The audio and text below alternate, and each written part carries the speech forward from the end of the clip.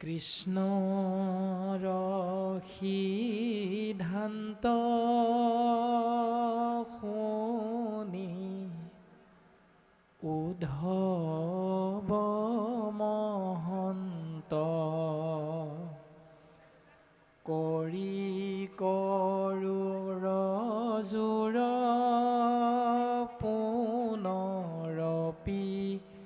পুছিলন্ত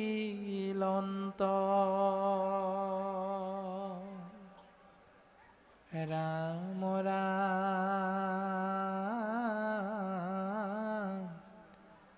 নমো নমো কৃষ্ণ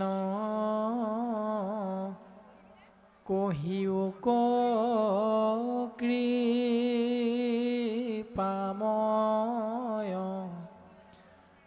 তুমি বিনা কোনে মোৰ চেদিবে সংশয়।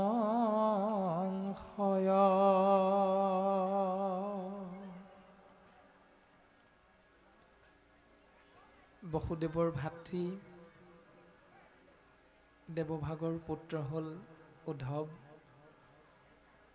আৰু সম্বন্ধত ভাই ভাতৃস্বৰূপ কৃষ্ণ তত্ত্ব আৰু মহন্ত উদ্ধৱৰ মাজত প্ৰকাশিত তত্ত্বত ইতিমধ্যে পদে আমাক প্ৰকাশ কৰিছে যে ভগৱন্ত কৃষ্ণই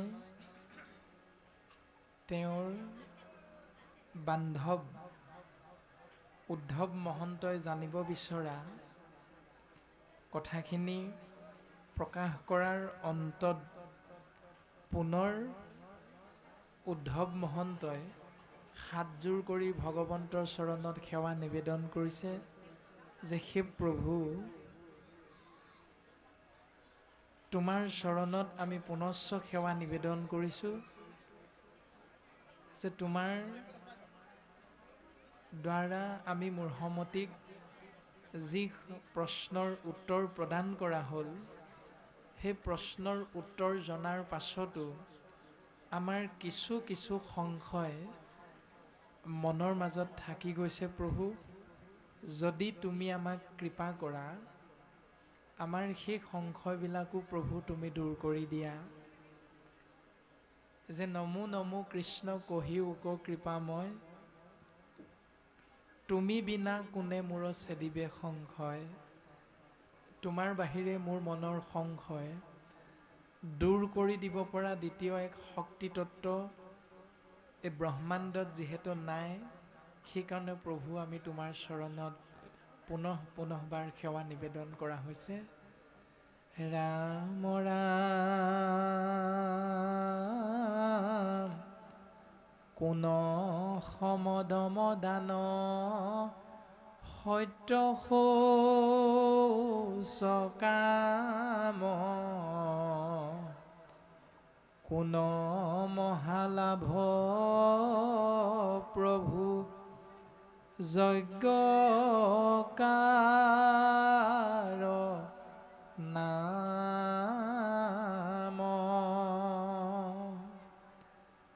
কাৰ নাম সূৰ্য কোন গুণে সুমন্দিত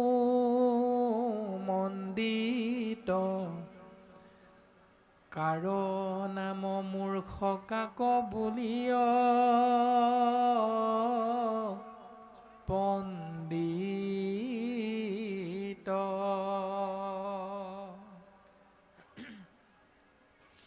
হে প্ৰভু, আমি জানিব বিচাৰিছোঁ সম দম দান সত্য শৌচ কাম মহালাভ যজ্ঞ কাৰ নাম। সূৰ্য মূৰ্খ পণ্ডিত বুলি ক'লে আমি কাৰ কথা পুজিব লাগিব?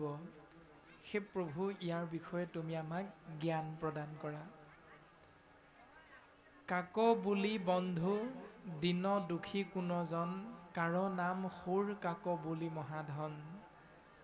বন্ধু বুলি আমি কাক আশ্ৰয় কৰিম? দুখীয়া বুলি আমি কোনজনৰ ফালে আঙুলি টোৱাই দিম? সুৰ বুলি ক'লে কেনেধৰণৰ ব্যৱস্থাৰ কথা আমাৰ জানিব লাগিব। মহাধন বুলি ক'লে কাৰ কথা আমি বুজিব লাগিব। কোন পন্থ বিপন্থ বুলি অকাকহৰি, কোন সুখ দুখ দেৱ কহি উদ্ধাৰি।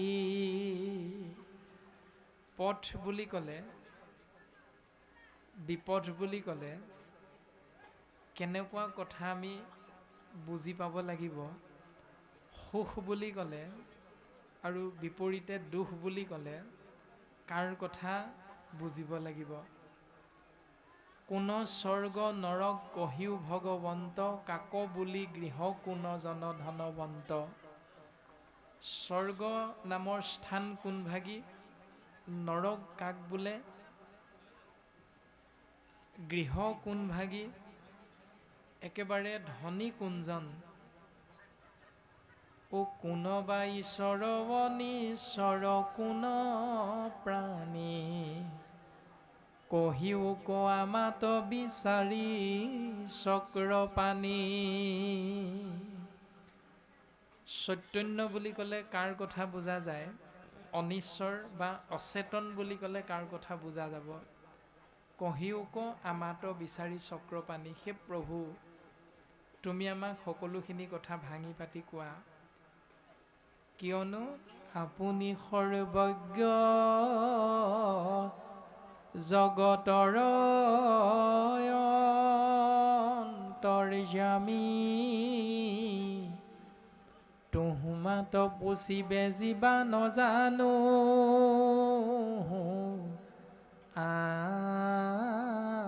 আমি। যিহেতু আপুনি সৰ্বজানন্তা, জগতৰ অন্তৰ্যামী, হে প্ৰভু তোমাক আমি কি সুধিব লাগে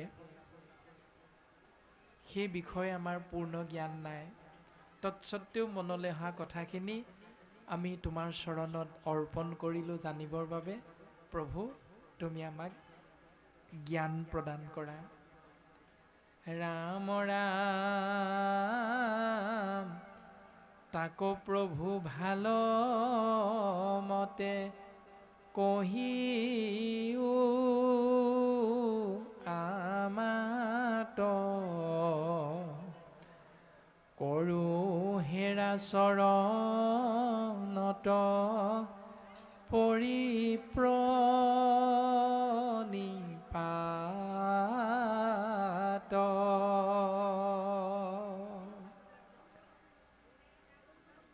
ভগৱন্তৰ দুখানি অভয় চৰণত মহাভক্ত উদ্ধৱে জানিব বিচৰা প্ৰশ্নৰ বাবে সেৱা নিবেদন কৰিছে আৰু সেই সেৱাত সন্তুষ্ট হৈ ভগৱন্ত পুৰুষে উত্তৰ প্ৰদান কৰিছে। আৰু কৃপালু শ্ৰীমন্ত শংকৰদেৱ গুৰুজনাই আমি সমস্ত জনা কলিৰ মলমতি মনুষ্যক কৰ্ম ধৰ্ম ভক্তি এই জ্ঞান সুন্দৰভাৱে ইয়াৰ মাধ্যমেৰে প্ৰকাশ কৰিবৰ বাবে আগবাঢ়িছে। ৰাম ৰাম উদ্ধৱ কবুলন্ত, কেশৱ কৃপাময়, পুছিলা পৰম ভাগৱত ধৰ্মচয়। মহা মহাজনো যাক নজানে সাক্ষাৎ, কৰিবু বেকত মূৰ সন্মত তোমাত। উদ্ধৱ তুমি মোৰ পৰম বান্ধৱ, তুমি যি কথা মোৰ পৰা জানিবৰ বাবে আবেদন কৰিলা, অৰ্পণ কৰিলা, ইয়াৰ নামেই হ'ল মহাভাগৱত ধৰ্ম। আৰু এই মহাভাগৱত ধৰ্ম মহাজনেও জানিব পৰাৰ ক্ষমতা নাথাকে যদিহে আমাৰ কৃপা দৃষ্টি সেই জীৱতত্বৰ ওপৰত নাথাকে। উদ্ধৱ, তুমি আজি সেই মহাভাগৱত ধৰ্মৰ বিষয়ে জানিব বিচাৰিছা, গতিকে শুনাচোন। তোমাৰ আগত আমি সেই মহান ভাগৱত ধৰ্মৰ জ্ঞান প্ৰদান কৰিবলৈ আগবাঢ়িছোঁ। ৰাম ৰাম আন দেৱ ধৰ্ম কৰিয়া পৰিহাৰ, মুত মাত্ৰ এক চিত্ত মতি ভৈল যাৰ,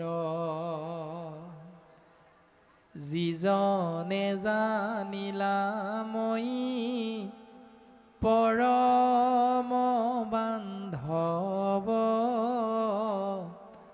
তাৰে নাম সমৱাবে জানিবা উদ্ধৱ। উদ্ধৱ,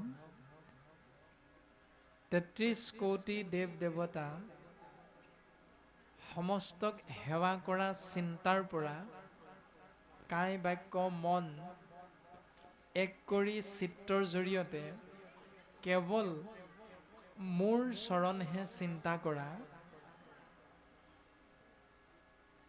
আৰু এনেধৰণে যিজনে বুজি পালে মই সমস্ত জীৱৰ পৰম বন্ধু বুলি, তাৰে নাম সম আৱে জানিবা উদ্ধৱ। খেৰা উদ্ধৱ, তুমি জানিব বিচাৰিছিলা সম কাক বোলে, ইয়াৰ নামেই হ'ল সম।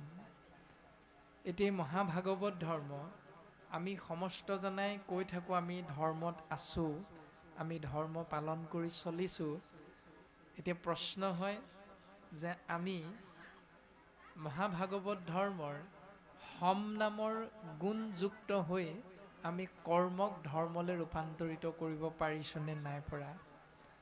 প্ৰকাশ কৰিলে গুৰুজন বস্তুৱে যে আন দেৱ ধৰ্মক কৰিয়া পৰিহাৰ, মুত মাত্ৰ এক চিত্ত মতি ভৈল যাৰ। ৩৩ কোটি দেৱ দেৱতাৰ চৰণ চিন্তা কৰি মংগল সাধন নিবিচাৰি কেৱল এক দেৱ এক সেও একত বিনে নাইকেও পৰম সত্যক আশ্ৰয় কৰি জীৱন আগবঢ়াই নিবলৈ চেষ্টা কৰা সেই গুণটো যিজন শৰীৰধাৰী মনুষ্য তত্ত্বৰ লগত আমি প্ৰত্যেকেই নিজে নিজে ৰাখিব পাৰিছোঁ, তাৰেই নাম হ'ল সম ভাগৱত ধৰ্মৰ এক ব্যৱস্থা পালন।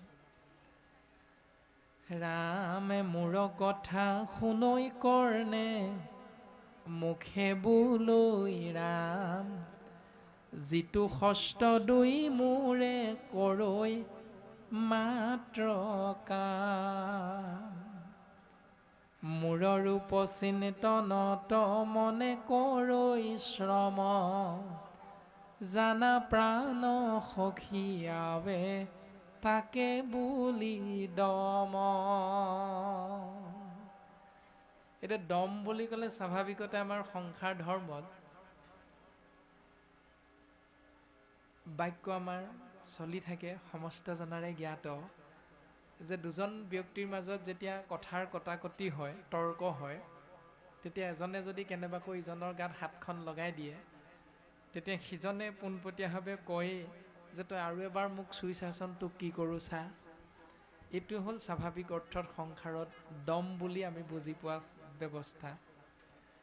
কিন্তু গুৰুজন বস্তুৱে ইমান সুন্দৰভাৱে দমৰ দৰ্শন আমাক প্ৰকাশ কৰিলে যে ২৪টা তত্ত্বৰে গঠিত শৰীৰটোত যি একাদশ ইন্দ্ৰিয় আছে, সেই একাদশ ইন্দ্ৰিয়ৰে কৰ্ণ নামৰ ইন্দ্ৰিয়ক ব্যৱহাৰ কৰিবলৈ কৈছে কেৱল কৃষ্ণস্তু ভগৱন্তৰ নাম শ্ৰৱণৰ অৰ্থে। মুখখনক জিভা নামৰ ইন্দ্ৰিয়ৰ সহিতে ব্যৱহাৰ কৰিবলৈ কৈছে কেৱল মুখে বোলৈ ৰাম, কৃষ্ণ হৰি বিষ্ণু, এই জগত প্ৰসিদ্ধ নামহে কেৱল আশ্ৰয় কৰিবৰ বাবে গুৰুজনাই আমাক উপদেশ প্ৰদান কৰিছে। যিটো হস্ত, যি দুখন হাত ব্যৱহাৰ কৰিব লাগে মাত্ৰ কৃষ্ণৰ সেৱাৰ অৰ্থে। মনটোক ব্যৱহাৰ কৰিবলৈ কৈছে মূৰৰ ৰূপ চিন্তনত মনে কৰৈ শ্ৰম।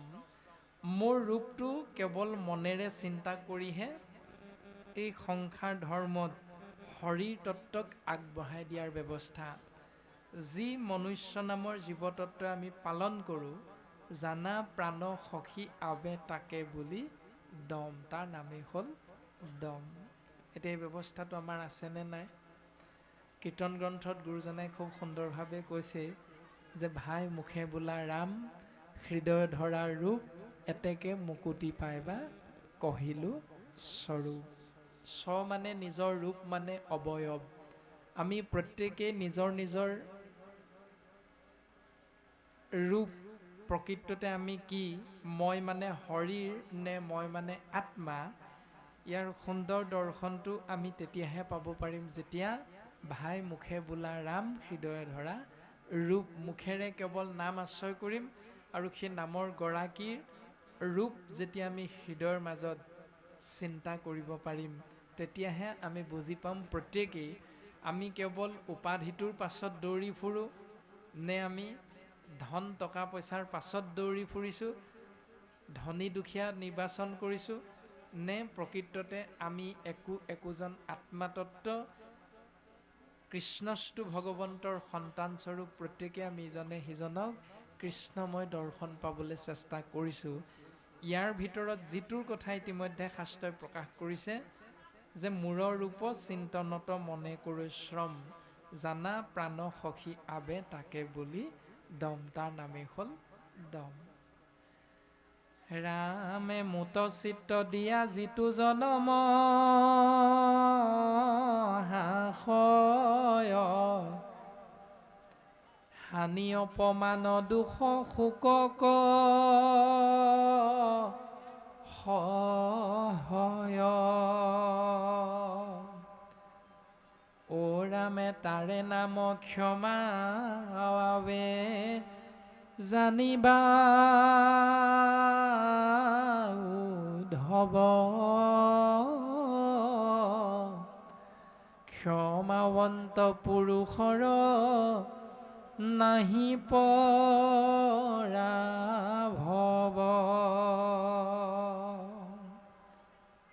সেই উদ্ধৱ তুমি শুনাচোন, তুমি ক্ষমাৰ বিষয়ে সুধিছিলা কাক বোলে? তোমাৰ আগত কওঁ আমি যে যিজনে কায় বাক্য মন এক কৰি চিত্তৰ দ্বাৰা কেৱল মোকেই চিন্তা কৰিব, মোৰ চৰণতে সমস্ত অৰ্পণ কৰি দিব, সেইজনে এই সংসাৰত থাকি যি অপমান, যি লোকচান হ'ল, তাৰ কথা ভাবি ভাবি দুখ সুখ এইবিলাকৰ পৰা সহজতে পৰিত্ৰাণ পাব পাৰে। আৰু সেই ব্যৱস্থাটো তাৰে নাম ক্ষমা আবে জানিবা উদ্ধৱ, তাৰ নামেই হ'ল ক্ষমা। যিজনে বুজি পায় যে মই আহোঁতে এই সংসাৰলৈ একো লৈ অহা নাই আৰু যাওঁতেও মই একো লৈ যাব নোৱাৰোঁ, সেইকাৰণে মোৰ একো হেৰুৱাব লগাও নাই, মোৰ একো পাব লগাও নাই। এই ব্যৱস্থাটো যিজনে অন্তৰাত্মাই স্বীকাৰ কৰিব যে যেহি কৰে ঈশ্বৰে সেহিহে সত্য হৈ, আজিৰ দিনটোত ঈশ্বৰে মোক এনেধৰণেই থাকিবৰ বাবে ব্যৱস্থাটো পালনত সহায় কৰিছে, সেইকাৰণে আজিৰ দিনটো মই এনেকৈ থাকিম। কালিলৈ দিনটোত উপস্থিত হোৱাৰ লগে লগে আমি যদি বহুত কিবা কিবি পাই গ'লোঁ, তাৰ বাবে আনন্দ নকৰি আজিৰ দিনটোত ঈশ্বৰ পুৰুষে মোক এনেকৈ থাকিবলৈ সহায় মানে কৃপা কৰিছে, সেইকাৰণে মই এনেধৰণে থাকিম। মই অনা নাই লগত একো, যাবৰ সময়তো একো লৈ যাব নোৱাৰোঁ, গতিকে মোৰ পাব লগাও নাই, মোৰ হেৰুৱাব লগাও নাই। এই সত্যটো যিজনে উপলব্ধি কৰিব পাৰিব, তাৰে নাম ক্ষমা আবে জানিবা উদ্ধৱ, তাৰ নামেই হ'ল ক্ষমা। আৰু সেই ক্ষমাৱন্ত পুৰুষৰ এটা মহান লাভ হয় উদ্ধৱ, ক্ষমাৱন্ত পুৰুষৰ নাহি পৰাভৱ। কোনো দিন ক্ষমাৱন্ত পুৰুষে পৰাজয় বৰণ কৰিব লগা নহয়।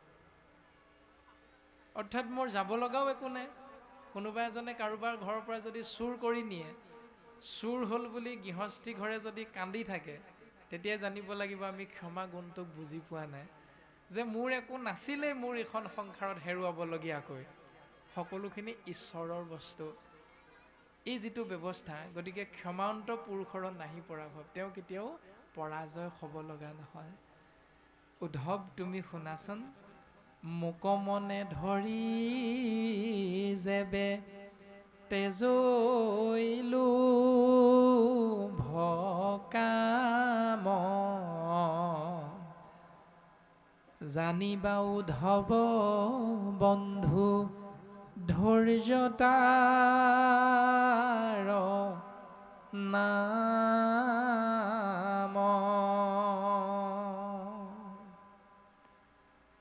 যিজনে মোৰ কথা চিন্তা কৰি কৰি লোভ কাম এইবিলাক ত্যাগ কৰিব পাৰিলে, জানিবা উদ্ধৱ বন্ধু ধৈৰ্যতাৰ নাম।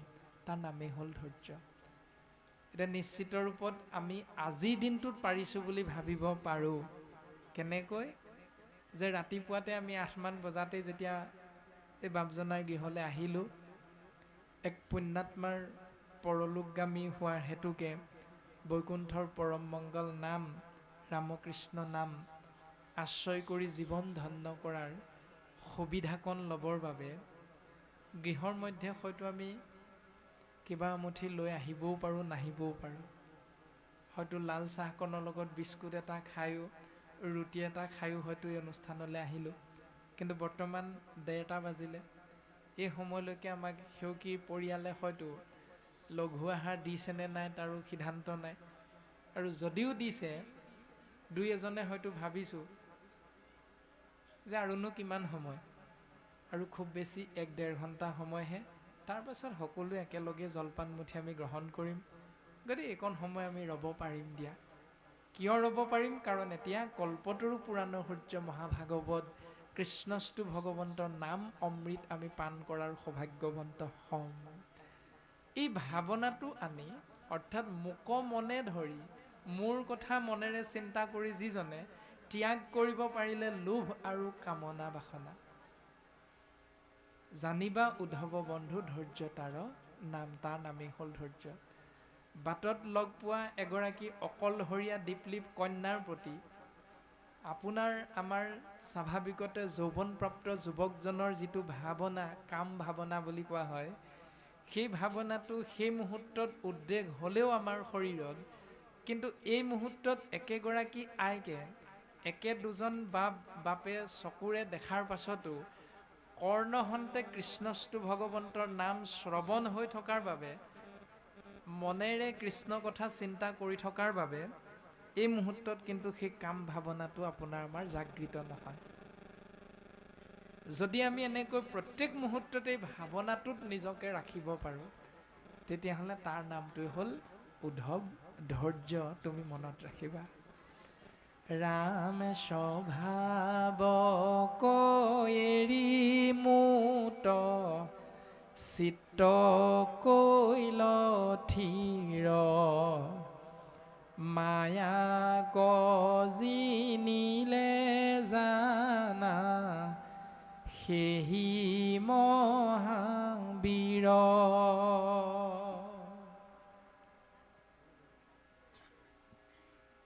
স্বভাৱক এৰি মুত চিত্ত কৈল থিৰ। ঘৰত থাকোঁতে আমাৰ প্ৰত্যেকৰে একো একোটা স্বভাৱ আছে। সেই স্বভাৱটোৰ বিষয়ে আমাৰ সমস্ত জনৰে জ্ঞাত যে কেনেবাকৈ এগৰাকীয়ে যদি লাল চাহকাপ দিয়া দেৰি কৰি দিয়ে আধা ঘণ্টামান, 8 বজাত যদি চাহকণ খোৱাৰ আপোনাৰ মোৰ অভ্যাস এটা আছে, স্বভাৱগত অভ্যাস, সেই অভ্যাসটোত যদি ঘৰত কেনেবাকৈ এগৰাকীয়ে 9 বজাতহে চাহকাপ দিয়ে, স্বাভাৱিকতে আপোনাৰ মোৰ খং এটা উঠেই নহয়। ইমান দেৰি হ'ল এতিয়ালৈকে চাহকাপ দিয়া নাই। গৃহৰ মধ্যে থাকিলে 1 বজাতে আকৌ লাল চাহ একাপৰ লগত ৰুটি এটা এনেকৈ খোৱাৰো কাৰোবাৰ অভ্যাস আছে। কিন্তু আজি 1:30 বজালৈকে এতিয়া ইয়াত কাক ক'ব চাহকাপ খাওঁ বুলি? ক'বতো নোৱাৰোঁ। এতিয়া নিদিলে বুলি আপোনাৰ মোৰতো খংটো উঠিলে নহ'ব। এতিয়া শাস্ত্ৰই কৈছে স্বভাৱক এৰি মুত চিত্ত কৈল থিৰ। এনেধৰণে এখন ঘৰৰ মাজত সোমাই থাকি গৃহস্থী ধৰ্ম পালনত যিটো স্বভাৱ আমাৰ থাকে, সেই স্বভাৱটো এভাগ অনুষ্ঠানলৈ আহিলে বা কৃষ্ণস্তু ভগৱন্তৰ চৈতন্যমূৰ্তি ভকত সাক্ষাৎ পোৱাৰ লগে লগে সেই স্বভাৱটো এৰি যদি আমি নিজক শাস্ত্ৰসন্মত ব্যৱস্থাৰ মাজলৈ লৈ যাব পাৰোঁ, তেতিয়াহ'লে শাস্ত্ৰই কৈছে স্বাভাৱিকতে সেই জীৱতত্বই মায়াক পৰাজয় কৰিব পাৰে। মায়াক জিনিলে জানা সেহি মহাবীৰ, সেইজনেই হ'ল মহাবীৰ উদ্ধৱ, তুমি মনত ৰাখিবা। এতিয়া আজি অন্তত দিনটোৰ ৪-৫ ঘণ্টাৰ কাৰণে আমি যদি সেই ঘৰুৱা স্বভাৱটো এৰি ইয়াত এটা সুন্দৰ ব্যৱস্থা পালন কৰিব পাৰিছোঁ, ঈশ্বৰমুখী চিন্তা, ভকত ভগৱন্ত, প্ৰত্যেকেই ইজনে সিজনক বয়সত সৰু ডাঙৰ নাচায়, আঞ্চলিকৰ সভাপতি সম্পাদক আৰু প্ৰাথমিকৰ কোনো দায়িত্বত নথকা বাপ আইৰ লগত আমি একে শাৰীতে বহি লৈ কৃষ্ণস্তু ভগৱন্তৰ নাম আশ্ৰয় কৰিছোঁ। ইয়াত কোনো পদবীৰ বাসনাটো আনি এখন ভাল আসনৰ ব্যৱস্থা আমি কৰিবৰ কাৰণে মনেৰে বিচাৰি নাথাকি, অভিমান নকৰি আমি যদি এই সুন্দৰ শাস্ত্ৰসন্মত ব্যৱস্থাটো পালন কৰোঁ, তেতিয়াহ'লে সেই মুহূৰ্তত আমাকেই শাস্ত্ৰই মহাবীৰ বুলি প্ৰশংসা কৰিছে। এতিয়া আমি সেই পাত্ৰ হ'বৰ কাৰণে প্ৰত্যেকেই চেষ্টা কৰিছোঁ নাই, সেয়া আমাৰ প্ৰত্যেকৰে নিজৰ নিজৰ চিন্তা। যদি আমি ভাবোঁ মই আঞ্চলিকৰ সভাপতি, এই প্ৰাথমিকৰ বাপজনৰ কাষত মই কিয় বহিম, এনেকুৱা যিটো আমাৰ স্বাভাৱিক এটা স্বভাৱ থাকে, এইখিনি যদি আমি এৰিব পাৰোঁ মনৰ ভাৱনা, তেতিয়াহ'লে আমি মহাবীৰৰ শাৰীলে নিজকে উত্তৰণ ঘটাব পাৰিম। ৰাম ৰাম মোতে চিত্ৰ দিয়া যিটো তেজীয়া হৈ মায়া, নিচিন্তে প্ৰাণীৰ দ্ৰোহ কৰৈ ভূত দায়া, হৰি বুদ্ধি সদায়ে সবাকো কৰে মান, জানিবা উদ্ধৱ তাকে বুলি মহা দান। উদ্ধৱ, যিজনে মুঠ চিত্ত অৰ্পণ কৰি মায়াৰ পৰা পৰিত্ৰাণ পায়, তাৰ দৰ্শনটো হ'ল কোনোদিন আনৰ প্ৰতি দ্ৰোহ আচৰণ নকৰে, সকলোৰে প্ৰতি কেৱল দয়াৰ ভাৱটোহে অন্তৰাত্মাত ৰাখি থয়, আৰু সমস্ত জনাৰ প্ৰতি হৰি বুদ্ধি মান্যতা প্ৰদান কৰে। আৰু উদ্ধৱ, এই ব্যৱস্থাটো যিজনে সদা সৰ্বদা পালন কৰিব চেষ্টা কৰে, জানিবা উদ্ধৱ তাকে বুলি মহাদান, তাৰ নামেই হ'ল মহাদান। এতিয়া আমি মহাদান বুলি ক'লে কি বুজো? বোলে নামঘৰৰ বাটচৰা ভাগিয়ে মই বনাই দিছোঁ 1 লাখ টকা খৰচ কৰি, গতিকে নামটো দাতা হিচাপে থাকিব লাগিব। মণিকূটৰ আসন ভাগি আমি দিলোঁ, গতিকে দাতা হিচাপে বছৰে বছৰে নামটো কৈ থাকিব লাগিব ঘোষণা কৰোঁতে। সেইটোৱে হ'ল আমাৰ ভাৱনাত মহাদান। কিন্তু শাস্ত্ৰই কৈছে যে সমস্ত ছেদজ, অন্দজ, উদ্ভিদজ আৰু জৰায়ুজ, অৰ্থাৎ উৰণ বুৰণ গজন ভ্ৰমণ, এই প্ৰত্যেকটো প্ৰাণীৰ প্ৰতি, জীৱতত্বৰ প্ৰতি আমি মনুষ্য নামৰ জীৱতত্বই যেতিয়া দ্ৰোহ আচৰণ নকৰি কেৱল দয়াৰ ভাৱনাটোৰেহে এই সংসাৰ ধৰ্ম পালনৰ বাবে চেষ্টা কৰিম। সমস্তৰ প্ৰতি একে আত্মাতত্বই সমস্তৰে শৰীৰত প্ৰৱেশ হৈ আছে। এজোপা গছো কৃষ্ণস্তু ভগৱন্তৰে আত্মা, এজনী মাছো এজনী চৰাইও কেৱল আমি একে আত্মা, একেজন পিতৃৰে আমি সন্তান, ককাই ভাই। এই ভাৱনাটো যিমানে যিমানে আমি হৃদয়ৰ মাজত ৰাখিব পাৰিম, আচাৰ ব্যৱহাৰত প্ৰকাশিত হ'ব, সেই ব্যৱস্থাটোৰ নামেই হ'ল উদ্ধৱ মহাদান। ৰাম মুত চিত্ত দিয়াতে যি ভোগ অভিলাষ, জানা তাৰে নাম মহাতপ বিনাশ।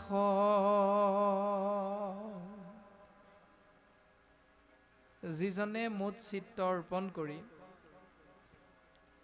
ভোগৰ হেঁপাহ বা ইচ্ছাটো ত্যাগ কৰিব পাৰে, তাৰ নামেই হ'ল অবিনাশী মহাতপ উদ্ধৱ। তুমি মনত ৰাখিবা।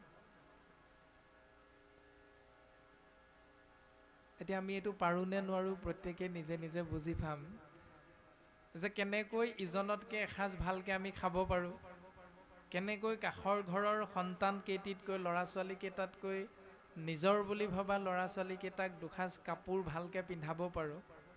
কেৱল আমি এইটোৰ চিন্তাতে দিনে ৰাতিয়ে কৰ্ম কৰি ঘূৰি ফুৰোঁ। মানি লওঁ নলওঁ এয়াই কিন্তু সত্য, এয়াই হ'ল সঁচা। কিন্তু শাস্ত্ৰই কৈছে যিজনে মুঠ পুৱা গধূলি সেৱা কৰে তেওঁ কেতিয়াও ভোগ অভিলাষৰ কথা চিন্তা নকৰে। যেনেকৈ আছোঁ এই সংসাৰত, যেনেকৈ থাকিব লাগে শাস্ত্ৰসন্মতে, যে ঈশ্বৰে আমাক যেনেকৈ কৰিবলৈ কৈছে আমি তেনেকৈহে কৰিম। নাপালোঁ বুলি কোনোদিন হাবিয়াস নকৰোঁ, নাপালোঁ বুলি কোনোদিন আমি দুখ নকৰোঁ, তাক বিচাৰি বিচাৰি হাবাথুৰি নাখাওঁ। যি আছে তাকেই আমি ঈশ্বৰৰ কৃপা বুলি গ্ৰহণ কৰি জীৱন যাপন কৰিবলৈ চেষ্টা কৰিম। তাৰ নামটোৱে হ'ল মহান্তৱ উদ্ধৱ, যাক কোৱা হৈছে অবিনাশী, যাৰ কোনোদিন বিনাশ নহয়। ৰাম সমস্ত জগত যিটো দেশৈ হৰিময়, তাৰে নাম সত্য সখী জানিবা নিশ্চয়। সমস্ত জগত হৰিময় বুলি যিজনে ভাবিব পাৰিব তাৰ নামটো হ'ল সত্য। এতিয়া জগত মানে কি? বৰ্গীয় জ মানে হ'ল জন্ম, গ মানে হ'ল গতি, দন্তীয় ত মানে হ'ল তৎক্ষণাৎ। জন্ম হ'লে মৃত্যু ধ্ৰুৱ সত্য, মৃত্যু হ'লেও পুনৰ জন্ম ধ্ৰুৱ সত্য। এতিয়া জন্ম মৃত্যু কেৱল মানুহৰে হয় এইটো নহয়। জন্ম যেতিয়া হৈছে মৃত্যু গছ এজোপাৰো হ'ব, মাছৰো হ'ব, চৰাইৰো হ'ব, গৰু ছাগলী ইতৰ কীট পতংগ প্ৰাণীৰো হ'ব, আৰু লগে লগে মানুহৰো হ'ব। আৰু মানুহৰ যেতিয়া জন্ম হৈছে মৃত্যু হ'ব, আৰু ইতৰ প্ৰাণীৰো জন্ম হৈছে যেতিয়া মৃত্যু হ'ব। গতিকে জন্ম মৃত্যু পাকচক্ৰৰ মাজত সোমাই থকা এই সংসাৰখনৰ চাৰিটা ভাগত বিভক্ত হৈ থকা জীৱ তত্ত্বক কোৱা হৈছে জগত। সেইকাৰণে সমস্ত জগত যিটো দেশৈ হৰিময়, শৰীৰটো হ'ল বিনাশী, আত্মাতত্ত্ব হ'ল অবিনাশী। আৰু এই ভাৱনাটো যিসকলে আমি বুজিব পাৰিছোঁ তেতিয়াহ'লে তাৰ নামেই হ'ল সত্য উদ্ধৱ। তুমি মনত ৰাখিবা। ৰামে মোকে জানি যিটো জনে তেজৈ কৰ্ম মল, তাকে সে বুলি অশৌচ জানা মহাবল। ঈশ্বৰ জ্ঞানক যিটো দেই উপদেশ, তাকে সে দক্ষিণা বুলি নাহি কৈ সন্দেহ। যিজনে মোৰ কথা চিন্তা কৰি কৰ্ম মল ত্যাগ কৰিব পাৰে তাৰ নামেই হ'ল শৌচ। সেই উদ্ধৱ তুমি মনত ৰাখিবা। ঈশ্বৰ জ্ঞান, ঈশ্বৰমুখী চিন্তা যিজনে উপদেশ ৰূপে প্ৰদান কৰে তাৰ নামেই হ'ল দক্ষিণা। উদ্ধৱ তুমি মনত ৰাখিবা। এতিয়া শৌচ বুলি শাস্ত্ৰই কোৱা সেই কথাটোৰে আমি স্বাভাৱিকতে বুজি পাওঁ, ৰাতিপুৱা শুই উঠি প্ৰত্যেকজন বাপ আয়ে যেতিয়া বাহিৰ ফুৰিবলৈ যাওঁ তাৰ নামটো হ'ল শৌচ। আৰু সেই বাহিৰ ফুৰি আহি গা পা ধুই যেতিয়া আমি সেই নিয়মটো পালন কৰোঁ তাৰ নাম হ'ল শৌচাচাৰ, নীতি নিয়ম। এইটো আমাৰ প্ৰত্যেকৰে জ্ঞাত। তাকে অকণমান ভিতৰলৈ গৈ যদি চিন্তা কৰোঁ, শাস্ত্ৰই ক'লে যে মোকে জানি যিটো জনে তেজৈ কৰ্মমল। আমাৰ 10টা ইন্দ্ৰিয়ৰ দ্বাৰা ভাৱনাযুক্ত হৈ কৰি থকা কৰ্ম যদি ভুল হয়, শাস্ত্ৰৰ লগত মিলা নাই, তেতিয়াহ'লে তাক কোৱা হৈছে কৰ্মমল।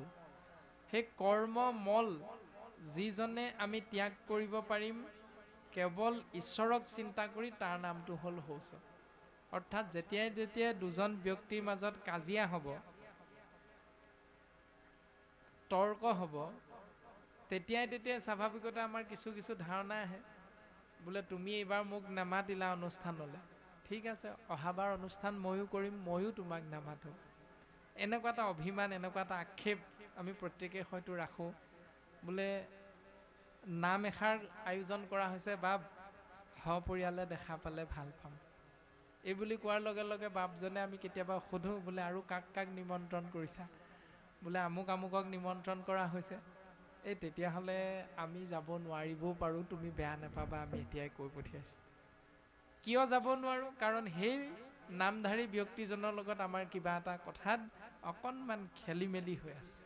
সেইকাৰণে আমি সেই ব্যক্তিজনৰ নামটো কোৱাৰ লগে লগে ভাৱনাটো আহি গ'ল, নাই তেওঁ যদি মাতিছা আমি বেয়া নাপাবা আৰু নাযাম বুলিয়ে ভাবিছোঁ।